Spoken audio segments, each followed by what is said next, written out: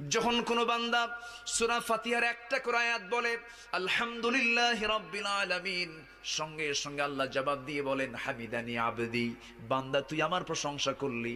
আর রহমানির রহিম যখন বলে আল্লাহ বলেন আসনা আলাইয়া আবদি। মালিক ইয়াউমিদ্দিন যখন বলে আল্লাহ বলেন মাজ্জাদানি আবদি। এরপরে যখন বলে ইয়াকা না'বুদু ওয়া ইয়াকা নাস্তাঈন পর্যন্ত যখন বলে আল্লাহ বলেন বান্দারে তুই আমার কাছে কি চাস, প্রাণ খুলে চারে বান্দা। ইহদিনাস সিরাতাল মুস্তাকিম থেকে শুরু করে নিয়া ওয়ালাদ-দাল্লিন পর্যন্ত যখন বান্দা বলে তখন আল্লাহ বলেন বান্দা নামাজের মধ্যে এমন প্রেমের খেলা খেললি বান্দা, তুই যা চাইলি সব আমি আল্লাহ কবুল করলাম। ওই বান্দা যখন রুকুতে যায় আল্লাহ তখন অস্থির হন।